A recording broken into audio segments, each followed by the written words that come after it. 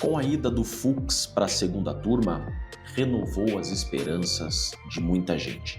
Inclusive, já é notícia que a defesa do presidente Bolsonaro já prepara recurso para a segunda turma. Só poderá ser impedido de levar da primeira para a segunda turma o processo se houver já alguma manifestação na primeira turma de algum outro ministro que não o Fux. Então, se o Fux se manifestou e ninguém mais, ele pode sim levar o processo da inelegibilidade da primeira turma para a segunda turma para que a segunda turma julgue. Olá, fala pessoal, sejam bem-vindos. Se você gosta e apoia o nosso conteúdo, deixe o seu like e inscreva-se no canal.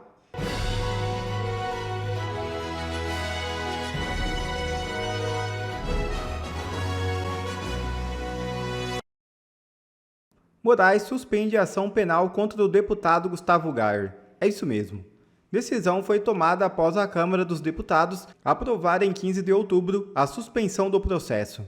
O ministro Alexandre de Moraes determinou a suspensão da ação penal por calúnia, injúria e difamação contra o deputado federal Gustavo Gayer. A decisão foi tomada após a Câmara aprovar a suspensão do processo. Gayer é acusado de cometer os crimes de calúnia, difamação e injúria ao proferir ofensas contra o senador Vanderlan Cardoso do PSD nas redes sociais em 2023. O parlamentar se tornou réu no caso em novembro de 2024, por decisão da primeira turma do Supremo. Determino a aplicação imediata da Resolução número 30 de 2025 da Câmara dos Deputados e declaro a suspensão desta ação penal em relação ao deputado federal Gustavo Gayer, escreveu Moraes na decisão. E Moraes manda Mauro Cid tirar tornozeleira e iniciar pena. Ministro não extinguiu a pena como esperavam os advogados. Nesta quinta-feira, o ministro Alexandre de Moraes determinou que o tenente-coronel Mauro Cid, ex-ajudante de ordens de Bolsonaro, comece a cumprir a pena de 2 anos em regime aberto. Cid foi condenado por sua participação na tentativa de golpe de Estado para que Bolsonaro continuasse no poder, mesmo após a derrota eleitoral em 2022. Delator da trama golpista, Cid recebeu a menor pena entre os 8 condenados, depois de a primeira turma atestar a utilidade da colaboração para o esclarecimento do caso. A defesa do militar não recorreu da condenação, motivo pelo qual Moraes declarou o trânsito em julgado da ação que se refere a Cid. Com o fim da ação, Moraes levantou também todas as medidas cautelares anteriores à condenação, entre elas o uso de tornozeleira eletrônica. O ministro marcou a audiência para a próxima segunda-feira para a retirada do aparelho. Na ocasião, Cid também poderá reaver o seu passaporte e todos os bens que foram apreendidos. Bolsonaro e os demais acusados apresentaram recursos no prazo legal. O julgamento dos embargos de declaração pela primeira turma do Supremo está marcada para ocorrer entre os dias 7 e 14 de novembro, em ambiente virtual. No entanto, a defesa de Bolsonaro já prepara nova ação para anular o julgamento na segunda turma. Entenda. Com a ida do Fux para a segunda turma, renovou as esperanças de muita gente. Inclusive, já é notícia que a defesa do presidente Bolsonaro já prepara recurso para a segunda turma. Fux, que estava na primeira turma e votou na contramão dos demais ministros, Fux votou como um juiz, votou dentro da lei. Fux deu esperança a todo o Brasil de ter um poder judiciário que respeita e cumpre as leis de novo. Mas o Fux mudou para a segunda turma. Nasceu, então, a expectativa de que recurso da primeira turma vá para a segunda turma. A notícia é que Bolsonaro recorrerá à segunda turma do STF para tentar anular condenação. Diz a notícia, o ex-presidente Jair Bolsonaro estuda novo movimento no STF para tentar anular o julgamento no qual foi condenado a 27 anos de prisão. O que diz os noticiários a respeito disso? Diz que a defesa do presidente Bolsonaro já está pensando em uma revisão criminal. Deixa eu explicar para vocês tecnicamente o que é isso. Esse processo, que eu chamo de a farsa da trama golpista, ele é um processo só que ele foi cindido, ele foi fracionado em 4 núcleos. Tá? O primeiro núcleo é o núcleo do presidente Bolsonaro, do Braga Neto. O segundo núcleo é o núcleo onde tem o Felipe Martins. O terceiro núcleo são os núcleos onde temos os Kid Pretos. E o quarto núcleo é o tal do núcleo da desinformação, que também já foi julgado. Já foram julgados o núcleo 1 e o núcleo 4, tá? O presidente Bolsonaro foi julgado e condenado. Cabem recursos? Cabe. Esse tal recurso que a defesa do presidente Bolsonaro, segundo a matéria, está falando, não é tecnicamente um recurso. A revisão criminal, que tem previsão legal, chamam de recurso, mas na verdade é uma ação. Eu explico. O processo, ele vai se dividir em 3 fases. Isso aqui é muito importante entender. Sendo a primeira fase, a fase pré-processual. O que é a fase pré-processual? É a fase de investigação. Depois tem a fase processual, onde nós temos a instrução, temos as audiências. E essa fase processual termina com uma sentença e recursos. Quando não couberem mais recursos judiciais, termina essa fase processual. Não cabendo mais recurso, inicia a terceira fase do processo penal, que é a fase de execução. É a fase de execução de pena. Aquele que foi condenado com trânsito em julgado. O que significa trânsito em julgado? Não cabe mais recurso. Não cabem mais recursos, então vai iniciar o cumprimento da pena. Parte para a terceira fase, que é a fase de execução. Essa revisão criminal não é tecnicamente um recurso, porque ela é cabível nessa terceira fase, na fase de execução de pena. Ou seja, o processo já terminou, já transitou em julgado, e você tem a possibilidade, então, de fazer essa revisão criminal. A revisão criminal não é, em verdade, uma reanálise do caso. Não é uma reanálise dos fatos e das provas. Não. A revisão criminal, ela tem alguns requisitos a ser feita. Tá? Por exemplo, surgiu prova nova. Então, a pessoa foi condenada por ter matado o João. Condenado, recorreu, acabaram os recursos. Trânsito em julgado. Vai ter que iniciar o cumprimento da pena. Tá? Então, foi condenado com trânsito em julgado de ter matado o João. Tá? Vai iniciar o cumprimento da pena. O João aparece numa praça tomando chimarrão. Olha lá, o João não tinha morrido? Vou lá, tiro uma foto do João, filmo o João e faço uma revisão criminal. Ó, surgiu uma prova nova que eu não matei o João tá vivo. Então a revisão criminal, ela pode ser utilizada em alguns casos. Por exemplo, questões de nulidades. O que são as nulidades? São questões de vícios à forma.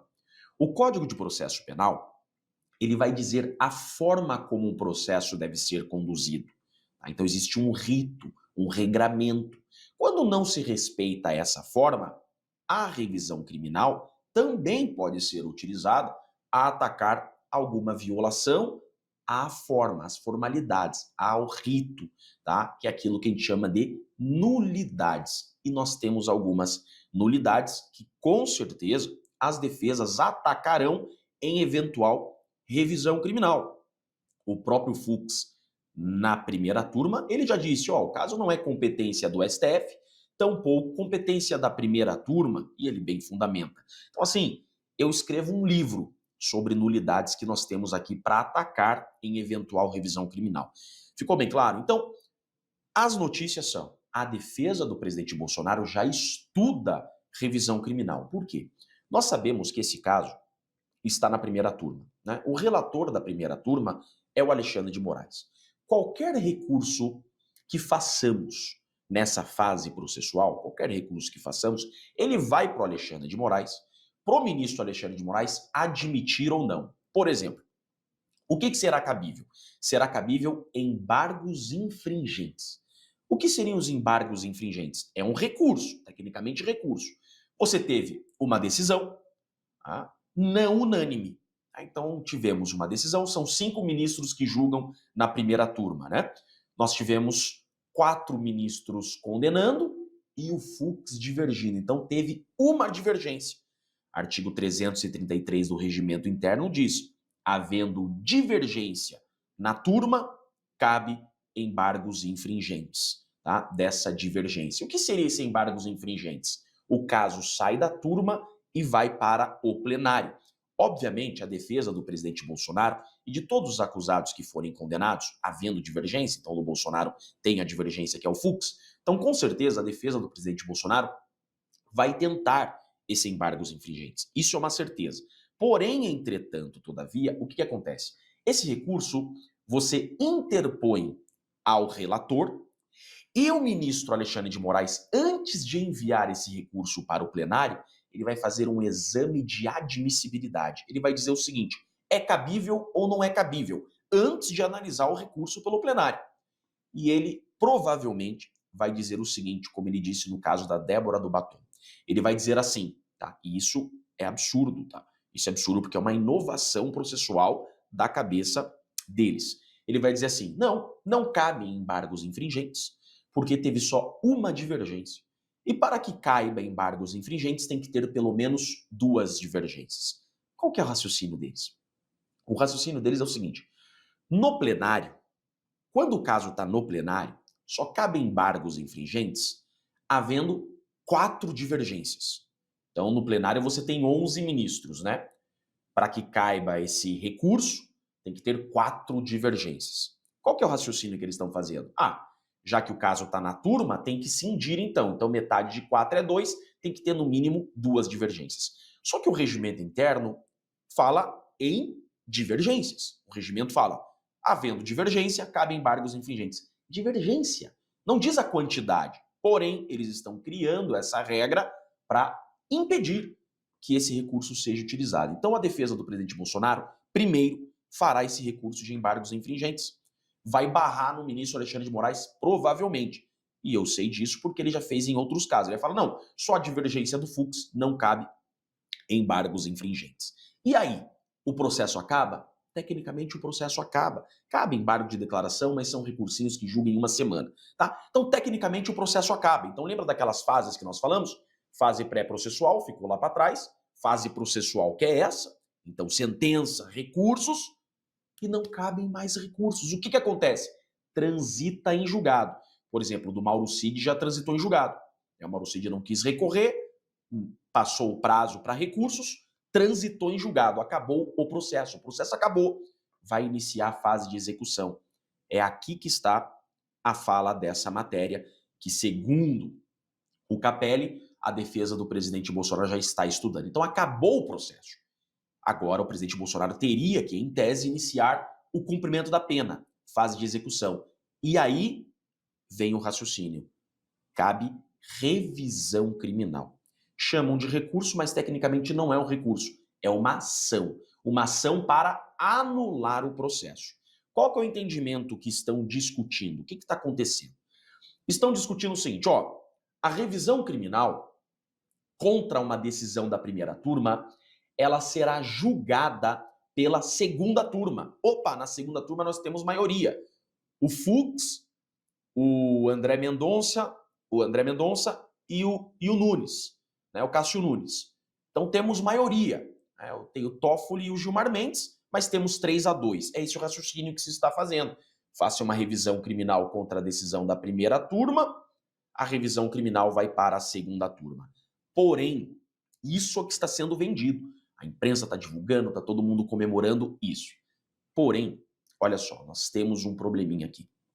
O regimento interno do STF, ele vai dizer o seguinte, esse aqui é o regimento interno do STF, o artigo 6º do regimento interno vai dizer o seguinte, compete ao plenário julgar a linha B, a revisão criminal de julgado do tribunal. Então, o regimento interno fala que é o plenário que vai julgar e não a turma. Mas espera lá, Jeffrey. E esse raciocínio que estão dizendo que contra a primeira turma vai para a segunda turma? Gente, aí é o seguinte, o regimento interno diz que o relator contra uma decisão de uma turma será da outra turma. Então, o que diz o regimento interno? A revisão criminal ela é julgada pelo plenário, tá? Só que o relator é que é de outra turma. Olha só, artigo 77. Na distribuição de ação rescisória e de revisão criminal, será observado o critério estabelecido no artigo anterior. Olha o que o artigo anterior está dizendo, tá? Se a decisão embargada for de turma, opa, então olha lá. Se eu estou fazendo uma revisão criminal contra uma decisão de uma turma, é o nosso caso, far-se-á a distribuição dos embargos, pode-se ler, tá? Revisão criminal, dentre os ministros da outra. Ele está falando aqui da relatoria. Esse do plenário serão excluídos da distribuição quem já foi relator ou quem já foi revisor. Ou seja, o que ele está falando aqui?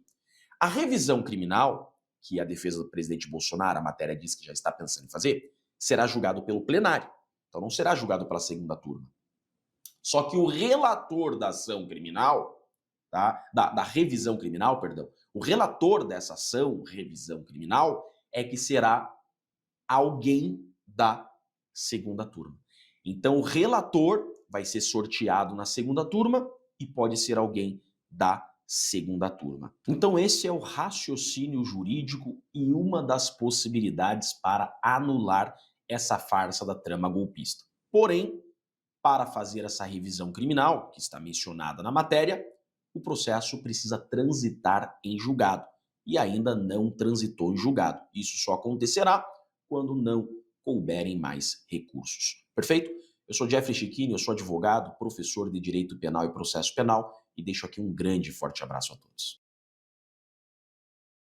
Vocês sabem que os ministros do STF adoram falar, mas tem coisas que eles próprios têm vergonha de falar e dizem então essas coisas reservadamente por meio da imprensa. Foi o caso agora da coluna da Mônica Bergamo, que publicou, na Folha de São Paulo algumas manifestações de ministros dizendo que mesmo o Fux indo para a segunda turma e sendo relator do processo da inelegibilidade do Bolsonaro, Bolsonaro, não poderia se tornar elegível.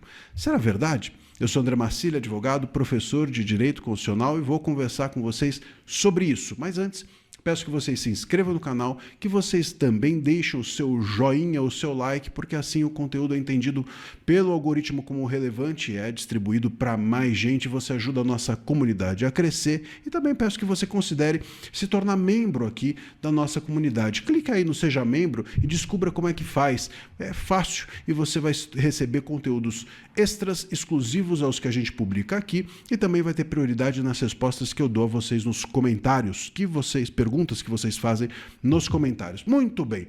Então, a Mônica Bergamo ouviu reservadamente alguns ministros do STF que disseram que o processo da inelegibilidade do Bolsonaro, que está nas mãos do Fux, mesmo ele indo para a segunda turma, mesmo ele tentando levar ou levando esse processo para a segunda turma, o Fux não conseguiria fazer com que esse processo fosse julgado na segunda turma.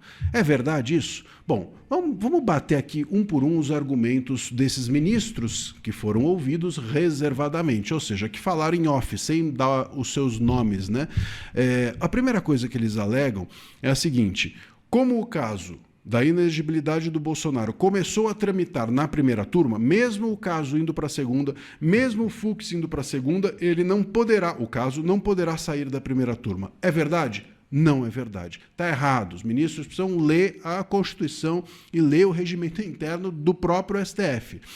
Só poderá ser impedido de levar da primeira para a segunda turma o processo se houver já alguma manifestação na primeira turma de algum outro ministro que não o Fux. Então, se o Fux se manifestou e ninguém mais, ele pode sim levar o processo da inelegibilidade da primeira turma para a segunda turma, para que a segunda turma julgue. O Fux, ele é prevento, ou seja, o caso está vinculado a ele. Mas a primeira turma, se ninguém se manifestou, não está preventa, não está vinculada ao caso. E aí ele poderia sim levar para a segunda turma. É um erro esse argumento que os ministros trazem. Aí a gente vai para o próximo. O próximo diz que é mais político do que jurídico. E aí eu tenho que dar razão a eles. O próximo argumento deles é o seguinte, desses ministros ouvidos reservadamente, como eu disse. Dizem assim: na segunda turma, o presidente da segunda turma é o Gilmar Mendes. E o Gilmar Mendes não pautaria o caso. Bom, aí eu não consigo refutar isso. De fato, sendo o Gilmar o presidente da segunda turma e sendo o Gilmar quem a gente sabe que é, eu não duvido nada que ele haja mesmo politicamente e não paute o recurso, mesmo que o Fux tente pautar. O Fux vai pedir pauta, o Gilmar não vai dar. O Fux vai pedir pauta, o Gilmar não vai dar. Assim como o Mota, por exemplo, tem segurado a anistia na Câmara dos Deputados, o Gilmar vai segurar o pedido para julgamento da inelegibilidade do Bolsonaro na segunda turma. Isso é bastante possível e provável que ocorra. Então, aí é política, aí não é mais jurídico, não dá para a gente resolver aqui, eu não posso nem dizer nada, isso é bem provável que ocorra. E o terceiro argumento deles é o seguinte, o Bolsonaro foi condenado a 27 anos e 3 meses. Portanto, de acordo com a lei da ficha limpa, condenados por um colegiado não podem se candidatar à presidência. E aí eu também tenho que concordar com esse argumento. O problema aqui é que a lei da ficha limpa, quando fala condenado por um colegiado, ela pressupõe que a pessoa foi condenada em 2 instâncias, né? Então ela foi condenada por um juiz em primeira e depois por um colegiado em segunda. O problema aqui é que o colegiado que julgou o Bolsonaro é o de primeira instância. Então já saiu condenado por um colegiado, que foi a primeira turma. E essa é a deturpação que é feita da lei. Não é essa a intenção da lei. A lei tem a intenção de que condenados em 2 instâncias sejam, portanto, impedidos de se candidatar. Não é o caso. Mas deturparam tudo e aí a lei pode ser sim interpretada dessa forma. O que é possível é que nesse jogo todo, dentro até da própria segunda turma, talvez a anistia possa seguir adiante. Se houvesse essa queda de braço entre Fux e Gilmar, se houver algum tipo de tentativa do Fux de botar o processo da inelegibilidade para frente, o que se espera é que o Congresso faça valer a sua função, né, e paute a anistia, quem sabe. Mas é difícil. Com o Congresso que a gente tem, é bem difícil.